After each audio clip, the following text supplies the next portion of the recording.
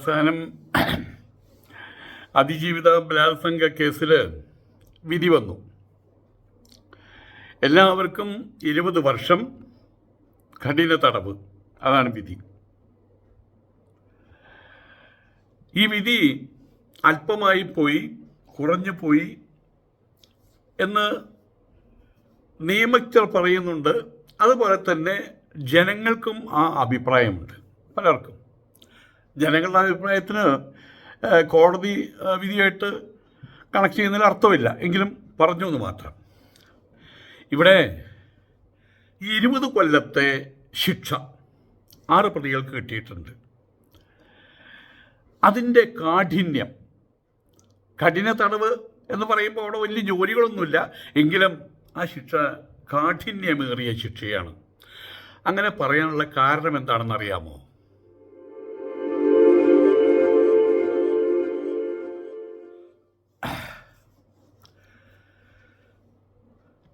പ്രശസ്തനായിട്ടുള്ള ഒരു സാഹിത്യകാരൻ, അദ്ദേഹം ഡ്രാമ എഴുതുന്ന ആളാണ്. സാമുവൽ ബെക്കറ്റിൻ്റെ പോലെ നാടകം എഴുതുന്ന ആളാണ്, പ്രശസ്തനാണ്. അദ്ദേഹത്തിൻ്റെ പേരെനിക്ക് ഓർമ്മയില്ല. അദ്ദേഹത്തിൻ്റെ ഒരു നാടകത്തിൽ ഒരു കഥാപാത്രമുണ്ട്. അദ്ദേഹം ഒരു കുറ്റം ചെയ്തിട്ട്, കൊലപാതകം ചെയ്തിട്ട് ജയിലിൽ പോയതാണ്. അവിടെയും 20 വർഷത്തെ ശിക്ഷയാണ് ആ നോവൽ, ആ കഥയിൽ, നാടകത്തിൽ പറഞ്ഞിട്ടുള്ളത്. അയാൾ ആ ശിക്ഷ അനുഭവിച്ചുകൊണ്ടിരിക്കുന്ന കാലഘട്ടത്തിൽ അയാളുടെ ശബ്ദം പോലും ആരും കേട്ടിട്ടില്ല. അയാൾ സംസാരിക്കില്ല, ആരോടും സംസാരിക്കില്ല. കുറേ മുക്കലും മൂളലും മാത്രമേ ഉള്ളൂ. എല്ലാം കഴിഞ്ഞ് 20 വർഷം കഴിയാൻ ഇനി 1 മാസം കൂടിയേ ബാക്കിയുള്ളൂ. ആ തടവ് പുള്ളിയോടുള്ള ഒരു ഇഷ്ടം കൊണ്ട് 10-20 വർഷമായില്ലേ, അവിടുത്തെ ചീഫ് വാർഡൻ പറഞ്ഞു, നിങ്ങൾക്കിനി 30 ദിവസം കൂടിയാണ് ജയിലിൽ കഴിയേണ്ടതുള്ളൂ. അത് കഴിഞ്ഞാൽ നിങ്ങൾക്ക് സ്വാതന്ത്ര്യമായി. അപ്പോഴയാളൊന്നും പറഞ്ഞില്ല, ഒരു താങ്ക് യു എന്ന് പോലും പറഞ്ഞില്ല. ഏതായാലും ഈ 1 മാസം നിങ്ങളുടെ സന്തോഷം ഉൾക്കൊള്ളുന്ന ഒരു മുഖം, ചിരിക്കുന്നൊരു മുഖം കാണാൻ ഞങ്ങൾ ആഗ്രഹിക്കുന്നുണ്ട്. ആയതുകൊണ്ട് തന്നെ നിങ്ങളെ ഈ 30 ദിവസം ഞങ്ങൾ ഫ്രീ ആക്കുകയാണ്. ജയിൽ കോമ്പൗണ്ടിനകത്ത്, വലിയ കോമ്പൗണ്ടാണ്. നിങ്ങൾക്ക് ഇഷ്ടമുള്ള ഭക്ഷണം കഴിക്കാം. അവിടെ ജോലിക്കാർക്കുള്ള ക്യാൻറ്റീനുണ്ട്. നിങ്ങൾ അവിടെ പോയി ഇഷ്ടമുള്ള ആഹാരം കഴിച്ചോളൂ. അതിലേക്ക് പൈസ ഞങ്ങൾ കൊടുത്തോളാം. കിച്ചണിൽ പോയിട്ട്, ജയിൽ കിച്ചണിൽ പോയി നിങ്ങൾക്ക് ആവശ്യമുള്ള ചിക്കനോ മട്ടനോ എന്താ അതും വാങ്ങിച്ച് കഴിച്ചോളൂ. കാലത്ത് 5 മണി മുതൽ വൈകുന്നേരം 5 മണി വരെ നിങ്ങൾ ഫ്രീ ആയിരിക്കും എന്ന് പറഞ്ഞു. അദ്ദേഹം ഒന്നും പറഞ്ഞൊന്നുമില്ല. അന്ന് മുതൽ അദ്ദേഹത്തെ സ്വതന്ത്രനാക്കുകയാണ്. അന്ന് വൈകുന്നേരം, സ്വതന്ത്രനായ ദിവസം അന്ന് വൈകുന്നേരം അദ്ദേഹം ഒരു പേനയും കടലാസും ആവശ്യപ്പെട്ടു. അദ്ദേഹം ഒരു സ്കൂൾ അധ്യാപകനായിരുന്നു. വളരെ മനോഹരമായിട്ടുള്ള ഭാഷയിൽ, കവിത തുളമ്പുന്ന ഭാഷയിൽ അദ്ദേഹം ഒരു ലേഖനം എഴുതി വെച്ചു. എന്തിനാണ് ഈ കടലാസും പേനയും ചോദിച്ചപ്പോൾ അദ്ദേഹം പറഞ്ഞു, ഒരു കവിത എഴുതാനാണെന്നാണ് പറഞ്ഞത്. അത് കൊടുത്തു. അദ്ദേഹം എന്തോ എഴുതിയിട്ടുണ്ടാകാം. അന്ന് വൈകുന്നേരം 5 മണിക്ക് അദ്ദേഹം തിരിച്ചു വന്നില്ല. വെള്ളം തന്നെ അവിടെയുള്ള ആൾക്കാർ അന്വേഷിച്ചു, അയാൾ എവിടെ പോയി. അയാളെ കണ്ടെത്തി. അവിടെ നിരനിരയായിട്ട് ബാത്റൂമുണ്ട്. ആ ബാത്റൂമിൻ്റെ അകത്ത്, ഒരു ബാത്റൂമിൻ്റെ അകത്ത് അദ്ദേഹം കെട്ടി തൂങ്ങി മരിച്ചിരിക്കുകയാണ്. അദ്ദേഹത്തിൻ്റെ കയ്യിൽ മുറുക്കി പിടിച്ചിട്ടുള്ള ഒരു പായ പേപ്പറുണ്ടായിരുന്നു. അതിലിപ്രകാരം എഴുതിയിട്ടുള്ളത്, ഒരു പായ പേപ്പറിനകത്ത് നിറച്ചൊന്നും എഴുതിയിട്ടില്ല, ഇനിയും 1 മാസം കൂടി ഇവിടെ തടവ് ശിക്ഷ അനുഭവിക്കാൻ എനിക്ക് കഴിയില്ല സാർ, അതുകൊണ്ട് ഞാൻ മരണം തിരഞ്ഞെടുക്കുകയാണെന്ന്. മരണത്തിലൂടെ സ്വാതന്ത്ര്യം തിരഞ്ഞെടുക്കുകയാണെന്ന് ഒരു വരി എഴുതിയിട്ടുള്ളൂ. ഇനി 1 മാസം കൂടി ഈ തടവറയിൽ കഴിഞ്ഞുകൂടാൻ എനിക്ക് കഴിയില്ല സാർ, അതുകൊണ്ട് ഞാൻ മരണം തിരഞ്ഞെടുക്കുകയാണെന്ന്. ഇതാണ് ആ നാടകം. ആ നാടകത്തെക്കുറിച്ച് വലിയ വലിയ ചർച്ചകൾ നടന്നിട്ടുണ്ട്. പല ജയിൽ പരിഷ്കരണങ്ങളും അതിൻ്റെ പേരിൽ നടന്നിട്ടുണ്ട്. നമ്മൾ മനസ്സിലാക്കുന്ന പോലെയല്ല പുറത്തു നിന്നുള്ള പൂട്ട്. ഞാൻ തൃശ്ശൂരിൽ താമസിക്കുന്ന സമയത്ത് പലപ്പോഴും അവിടെ ഭഗവത്ഗീതയുടെ ശങ്കരഭാഷ്യത്തെക്കുറിച്ചൊരു പുസ്തകം എഴുതാൻ വേണ്ടിയിട്ട് ഞാൻ അവിടെ ചെന്നിരുന്നത് 3.5 വർഷം. അത് തൃശ്ശൂർ പാറമേക്കാവ് ദേവസ്വം അവരാണ് പ്രസിദ്ധീകരിച്ചത്. അന്ന് അവിടെ ഇരിക്കുന്ന സമയത്ത് പലപ്പോഴും 4, 5, 6, 7 ദിവസങ്ങളൊക്കെ പുറത്തു വരില്ല. അപ്പോൾ അവിടെ അങ്ങനെ കൂടും. അവിടെ കാലത്ത് അവിടെ അടിച്ചു വരാൻ വരുന്ന സ്ത്രീകൾ ചിലരോട് പറയും, എനിക്ക് ദോശമാവ് വാങ്ങിച്ചു കൊണ്ടുവരും, അതിനെ കുറച്ച് അരി വാങ്ങിച്ചു കൊണ്ടുവരും. അവരാരും അവിടെ കണ്ടില്ല, എനിക്ക് അർജൻറ്റായിട്ട് അങ്ങനെ എന്തെങ്കിലും വേണം ഒന്ന് പുറത്തിറക്കും, അത്ര മാത്രം. അപ്പോൾ പലരും ചോദിച്ചു, ഇതെങ്ങനെ ഇതിനകത്ത് ഇങ്ങനെ ഒറ്റയ്ക്ക് കഴിയുന്നത് എന്ന്. അപ്പോൾ ഞാൻ അവരോട് പറഞ്ഞത്, അതിൽ ഹബീബ് എന്ന് പറഞ്ഞൊരു സുഹൃത്തുണ്ടായിരുന്നു. അദ്ദേഹം ഒരു എഴുത്തുകാരനൊക്കെ, നല്ല ചിന്തകൻ എഴുത്തുകാരനാണ്, പാട്ടുകാരനാണ്. അപ്പം അദ്ദേഹം ചോദിച്ചു, ഈ ഏകാന്ത തടവറയിൽ ഇതെങ്ങനെയാണ് സ്വാമി എന്നുള്ള രീതിയിലാണ് ചോദിച്ചു. ഞാൻ പറഞ്ഞു, അത് തടവറയല്ല, അത് അകത്തു നിന്നുള്ള പൂട്ടാണ്. അകത്തു നിന്നുള്ള പൂട്ടാണത്. അകത്തു നിന്നുള്ള പൂട്ടെന്ന് വെച്ചാൽ ഞാൻ പൂട്ടിയതാണ്, ഞാൻ എന്നെ പൂട്ടിയതാണ്. എൻ്റെ തന്നിഷ്ടപ്രകാരം എൻ്റെ സൗകര്യത്തിന് വേണ്ടി അകത്തു നിന്ന് പൂട്ടിയതാണ്. ആയതുകൊണ്ട് എനിക്കത് സങ്കടം തോന്നുന്നില്ല. അതേ സമയത്ത്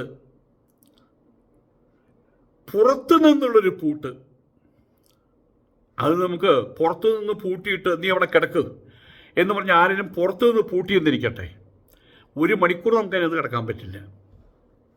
അപ്പോൾ നമുക്ക് ആ അസ്വാതന്ത്ര്യത്തിൻ്റെ ചൂട് അനുഭവപ്പെടാൻ തുടങ്ങും.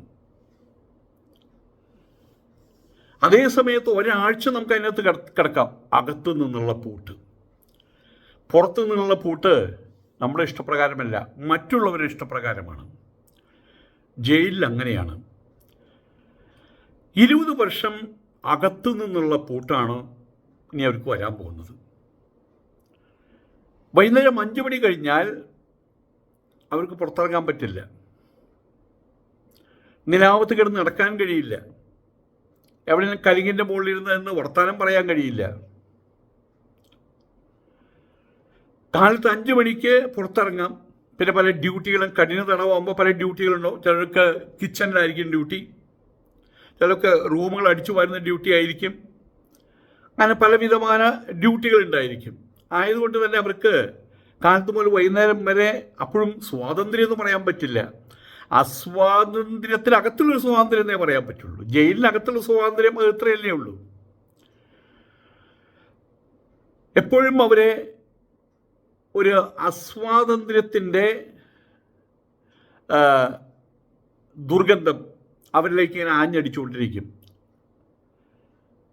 അവരെപ്പോഴും ഏതെങ്കിലും സമയത്ത് കോടതിയിലേക്ക് കൊണ്ടുപോവുകയോ ജയിലിൽ നിന്ന് ഏതെങ്കിലും തരത്തിൽ പുറത്തേക്ക് എന്തിനാവശ്യത്തിനോ ഒരു ആശുപത്രിയിലേക്കോ മറ്റോ കൊണ്ടുപോകുമ്പോൾ ചെയ്യുമ്പോൾ ഒരു ആർത്തിയോട് കൂടിയിട്ട് ചുറ്റും നോക്കും. ആ ജയിലിൽ നിന്ന് കൊണ്ടുവന്ന വാഹനത്തിൻ്റെ പുറത്തേക്ക് ഇങ്ങനെ ആർത്തിയോട് കൂടി നോക്കും. അതവർക്ക് ആനന്ദദായകമാണ് ഒന്ന് പുറത്തേക്ക് കൊണ്ടുപോകുന്നത്. ജയിലിലാകുന്ന സമയത്ത് റിമാൻഡിലാകുന്ന സമയത്ത് പോലും കോടതിയിലേക്ക് കൊണ്ടുപോകുന്ന സമയത്ത് അവർക്കത് വലിയ ആനന്ദമുണ്ടാക്കുന്നൊരു കാര്യമാണ്. ഇപ്പോൾ ജയിലിനകത്ത് പെട്ടുപോയിട്ടുള്ള 6 പേര്, ഇവരേക്കും പ്രായം 35-40 വയസ്സൊക്കെയാണ് ഇവരുടെ പ്രായം. ഇതിൽ ചിലവർ 10 വർഷം കഴിയുമ്പോൾ, 12 വർഷം കഴിയുമ്പോഴാണ് അതിൽ പ്രധാന പ്രതി പുറത്തേക്ക് ഇറങ്ങുക. അപ്പോൾ അയാളുടെ വയസ്സ് 52 മറ്റോ ആണ്. മറ്റു പലരും 55-60 ആ പ്രായത്തിലാണ് ഇറങ്ങുക. മുഖ്യ ജീവിതധാരയിൽ നിന്ന് അവർ മാറ്റപ്പെടുകയാണ് ചെയ്യുന്നത്. 26 വർഷം തടവറയിൽ കിടന്ന് നെൽസൺ മണ്ടേല പുറത്തു വന്ന സമയത്ത് അദ്ദേഹത്തിന് ആരോ ഫോൺ ചെയ്തു പുറത്തു വന്നപ്പോൾ. അപ്പോൾ ആ ഫോൺ അദ്ദേഹത്തിൻ്റെ കയ്യിൽ കൊടുത്തു. ഇന്നത്തെ മൊബൈലല്ല, നമ്മളുടെ പഴയ കയ്യിൽ പിടിച്ച് വയറൊക്കെയുള്ളത്. ആ ഫോൺ അയാളുടെ കയ്യിൽ കൊടുത്തപ്പോൾ അങ്ങനെ നോക്കണത് എന്താണ്, ഇപ്പോൾ ചെവിട്ടിൽ വെച്ച് കൊടുത്തു. അത് പിടിക്കാൻ പോലും എനിക്ക് അറിയില്ല. ആഫ്രിക്കയാണ് സ്ഥലം. ഏകദേശം ഇന്നത്തെ ഇപ്പോൾ 2025 ആണല്ലോ. അതിന് മുമ്പ് 30 വർഷം മുമ്പ് നടന്ന സംഭവമായി പറയുന്നത്. അദ്ദേഹം ജയിലിൽ പോകുന്നത് അതിലും 26 വർഷം മുൻപാണ്. ആ സമയത്ത് ദക്ഷിണാഫ്രിക്കത്തെ സ്ഥിതി എന്താണെന്ന് അറിയാലോ. ഈ ഫോൺ അവിടെ വെച്ചു കൊടുത്തു. അപ്പം അങ്ങനെ മേടിച്ചു നോക്കി, എന്താണെന്ന് അറിയില്ല. ഫോൺ അവിടെ വെച്ചു കൊടുത്തു. ആ സമയത്ത് അപ്പുറത്തൊരു വിളി വന്നു, ഹലോ എന്ന് പറഞ്ഞ്. ഇയാൾ ഞെട്ടിപ്പോയി എന്നാണ് പറയുന്നത്. ഷൂ എന്ന് പറഞ്ഞിട്ട് മുഖ്യ ജീവിതധാരയിൽ നിന്ന് പരിപൂർണമായിട്ട് വിടർത്തപ്പെട്ട ഒരാളുടെ അവസ്ഥ, ആ ഒരു ചിത്രം പരിപൂർണമായിട്ട് അവിടെ തെളിയുകയാണ്. നെൽസൺ മണ്ടേല ഞെട്ടിപ്പോയി എന്ന് പറഞ്ഞപ്പോൾ ഇതേ അവസ്ഥ തന്നെയാണ് അന്ന് എൻ്റെയും ചെറുപ്പത്തിൽ. കാലങ്ങൾ പതുക്കെയാണ്, അഥവാ കാലങ്ങൾ സാധാരണഗതിയിൽ പോകും. പക്ഷേ ആ കാലത്തിൻ്റെ ഓട്ടത്തിനനുസരിച്ച് പരിഷ്കാരങ്ങൾ, ലോകം മാറില്ല. ലോകം പതുക്കെയാണ് മാറുക. സാരിയിൽ നിന്ന് ചുരിദാറിലേക്ക് മാറാൻ വേണ്ടിയിട്ട് എത്ര കാലം പിടിച്ചു എന്ന് പറഞ്ഞാലിരിക്കാൻ വയ്യ. കൈലിമുണ്ടിൽ നിന്ന് പാൻസ് ആകാൻ ഒരുപാട് സമയം പിടിച്ചു. ഇന്നതല്ല സ്ഥിതി. ഇന്നത്തെ രൂപഭാവഭേദങ്ങളെല്ലാം നാളെ, നാളത്തെ രൂപഭാവഭേദങ്ങളെല്ലാം മറ്റന്നാൾ. ആയതുകൊണ്ട് തന്നെ 20 വർഷത്തെ ശിക്ഷയും കഴിഞ്ഞ് അവർ തിരിച്ചു വരുന്ന സമയത്ത് ഈ ലോകത്തിൽ അവർ പാർശ്വവൽക്കരിക്കപ്പെടും. ഒരു മൂലയിലേക്ക് ചവിട്ടിക്കൂട്ടപ്പെടും. അവർക്കൂടെ എക്സിസ്റ്റ് ചെയ്യാൻ കഴിയില്ല. കാരണം ലോകം അത്ര കണ്ട് വികസിക്കുകയാണ്. എന്തിനേറെ ഇന്നിപ്പോൾ നമ്മൾ ചൈനയിൽ പോയി കഴിഞ്ഞാൽ, അവിടെ റെസ്റ്റോറൻറ്റിൽ പോയി കഴിഞ്ഞാൽ, അവിടെ നിന്ന് ആഹാരം കഴിക്കുന്ന സമയത്ത് അവിടെ വരുന്നത് കമ്പ്യൂട്ടറുകളാണ് വരുന്നത്, യന്ത്രമനുഷ്യന്മാരാണ് വരുന്നത്, റോബോട്ടുകളാണ് വരുന്നത്. എങ്ങനെയാണ് അവരോട് നമ്മൾ കാര്യം പറഞ്ഞ് മനസ്സിലാക്കുക? ഇത് കഴിഞ്ഞ് എൻ്റെ ബില്ല് കെട്ടുന്നത് നമ്മൾ തന്നെ കെട്ടണം. അത് എവിടെ കൊണ്ട് ഏത് ഹോട്ടലാണ് കൊണ്ട് നമ്മൾ പൈസ കൊണ്ട് വയ്ക്കുക? ഇപ്പം പണം എന്ന് പറഞ്ഞ സാധനം കയ്യിലില്ലല്ലോ. ഒക്കെ യന്ത്രം കൊണ്ടല്ലേ അങ്ങോട്ടും ഇങ്ങോട്ടൊക്കെ. ഗൂഗിൾ പേ, ആപ്പ്, ഇതൊക്കെയാണ്. ഞാൻ ദുബായിൽ പോയപ്പോൾ, ലുലുവിൽ പോയപ്പോൾ പോലും ഞാൻ അവസാനം കണ്ട് പറഞ്ഞു, നിൻ്റെ പൈസ കെട്ടാൻ എനിക്ക് അറിയില്ല കേട്ടോ നിങ്ങളെ. ആ ഇറ്റ്സ് ഓക്കെ. അവരൊരു നിമിഷം കൊണ്ടാണ് ചെയ്തു തന്നു. പിള്ളേർക്ക് പോലും അറിയാം. അപ്പോൾ ലോകം ഭയാനകമായ സ്പീഡിൽ മുന്നോട്ട് പോവുകയാണ്. ലോകത്തിലെ കാര്യക്രമങ്ങളും ഭയാനകമായിട്ടുള്ള സ്പീഡിൽ മുന്നോട്ട് പോവുകയാണ്. അവിടേക്കാണ് LKG സ്റ്റുഡൻ്റായിട്ട് 50-ാമത്തെ 55-ാമത്തെ 60-ാമത്തെ വയസ്സിലൊക്കെ ഈ പ്രതികൾ ഇറങ്ങി വരുന്നത്. അവർ ആർക്കും വേണ്ടാത്ത കുറേ എലിമെൻസായിട്ട് ഇവിടെ കിടക്കേണ്ടി വരും. ശിഷ്ടജീവിതം അന്ധാണിപ്പോടുകൂടി നോക്കി നിൽക്കേണ്ട ഒരവസ്ഥ. ശിഷ്ടജീവിതത്തെക്കുറിച്ച്, ആ ശിഷ്ടജീവിതത്തിലുള്ള ലോകത്തെ അന്ധാണിപ്പോട് കൂടിയിട്ട് അവർ നോക്കി നിൽക്കുക. എന്തിനേറെ ഒരു 25 വർഷം മുമ്പുള്ള ഒരാൾ, 25 വർഷം മുമ്പ് മരിച്ചുപോയ ഒരാൾ, അല്ലെങ്കിൽ ലോകമായിട്ട് ബന്ധപ്പെടാത്ത ഒരാളെന്ന് വെച്ചോളൂ, അയാൾ തിരിച്ചു വന്നു, മരിച്ചുപോയ ആളെന്ന് വെച്ചോളൂ, അയാൾ തിരിച്ച് ലോകത്തിൽ വന്നു കഴിഞ്ഞാൽ എന്തിനേറെ ഒരു ഹോട്ടലിൽ പോയിട്ട് പൈസ കൊടുക്കാൻ അയാൾക്ക് പറ്റില്ല. ഓക്കെ, മൊബൈലിലൂടെ അവിടെ നിൽക്കുന്നു, ഇവിടെ നിൽക്കുന്നു, ഇങ്ങനെ സ്കാൻ ചെയ്യുന്നു, QR കോഡ് സ്കാൻ ചെയ്യുന്നു, ഒരു കുത്ത്, ആരും കഴിഞ്ഞു, താങ്ക് യു, അവരും താങ്ക് യു പറയും. അപ്പോൾ ഇയാൾ ചോദിക്കുക പൈസ കൊടുക്കണ്ടേ? അത്രമാത്രം കാര്യങ്ങൾ മാറിയിരിക്കുകയാണ്.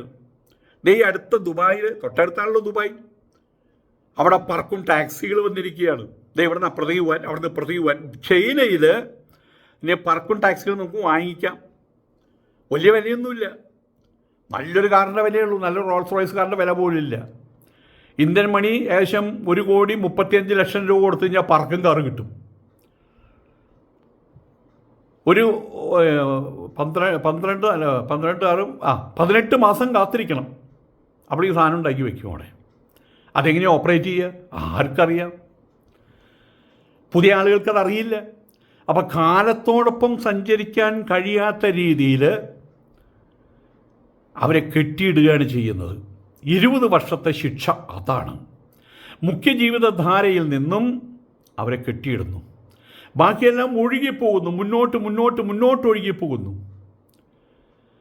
അവരുടെ സ്വന്തം മക്കൾ പോലും ഇന്ന് 4 വയസ്സ് 5 വയസ്സുള്ള മക്കൾ അവരിറങ്ങി വരുമ്പോൾ 25 വയസ്സുള്ള യുവാക്കളാണ്. അവർ ലോകത്തോടൊപ്പം സഞ്ചരിക്കുന്നവരാണ്. അവരെന്താ പറയണത്, എന്താ ചെയ്യുന്നത് ഒന്നും ഈ ആമസോൺ കാർഡുകളുടെ ഉള്ളിൽ നിന്ന് ഒരാളെ പിടിച്ച് പുറത്തേക്ക് കൊണ്ടുവരുന്ന പോലെ ഉണ്ടാവും. അതാണ് അവർക്ക് കിട്ടാൻ പോകുന്ന ഏറ്റവും വലിയ ശിക്ഷ. അതിപ്പോൾ 25 വർഷം, അതൊരു മരണം വരെ ജയിലിലാണെങ്കിൽ ജയിൽ അവർക്കൊരു ലോകമാണ്. അവിടെയും ജോലി ചെയ്ത് അവിടെ ആഹാരം കഴിച്ച് അവിടെ സൂക്ഷിച്ച് ജീവിച്ച് അവിടെ മരിക്കാം, ഒരു കുഴപ്പമില്ല. പക്ഷേ ഏതോ ലോകത്തിൽ ജീവിക്കേണ്ട ആളുകളെ നമ്മളെ കൊണ്ട് ചൊവ്വയിൽ കൊണ്ടിട്ട പോലെയാവും. അവിടെ എങ്ങനെ നമുക്ക് എക്സിസ്റ്റ് ചെയ്യാൻ പറ്റുക? എന്തിനേറെ നമ്മളെ കൊണ്ട് പോയിട്ട് സഹാറ മരുഭൂമിയിലും ആൾക്കാർ താമസിക്കില്ല, അവിടെ കൊണ്ടിട്ടാലോ? അവിടുത്തെ കാലാവസ്ഥ, അവിടെയുള്ള ഭക്ഷണ രീതികൾ ഒന്നും നമുക്കതുമായിട്ട് യോജിച്ചു പോകാൻ കഴിയില്ല. നമ്മളവിടെ കല്ലെടുത്ത തലയിലിടിച്ച് നമ്മൾ ചാവും. ഈ ഒരവസ്ഥയാണ് ഇവർക്കും വരാൻ പോകുന്നത്. അപ്പോൾ 20 വർഷത്തെ ശിക്ഷയല്ല ഇത്, ജീവിതം മുഴുവനുള്ള ശിക്ഷയാണ്. അതിൽ 20 വർഷം അവർക്ക് ശിക്ഷ ആണെന്ന് പറയാൻ പറ്റില്ല. 20 വർഷം ഇപ്പോൾ അവരെങ്ങനെ നിൽക്കുന്നുവോ അതുപോലെ സ്റ്റില്ലാക്കി മാറ്റുന്നു. ഇപ്പോൾ അവരെവിടെ നിൽക്കുന്നു, അവരുടെ രൂപഭാവ ഭേദങ്ങളൊക്കെ എന്തൊക്കെയാണോ അതുപോലെ അങ്ങോട്ട് നിർത്തുന്നു. അവരിങ്ങനെ നിന്നോടത്ത് നിൽക്കുന്നു, ലോകം മുന്നോട്ട് പോകുന്നു. 25 വർഷം ലോകം മുന്നോട്ട് പോയി. ആ 20 വർഷം കഴിയുമ്പോഴാണ് ഇവരെ അഴിച്ചുവിടുന്നത്. ആ സമയത്ത് ഈ ലോകത്തിൻ്റെ ഒപ്പം പോകാൻ കഴിയാതെ ശ്വാസം മുട്ടി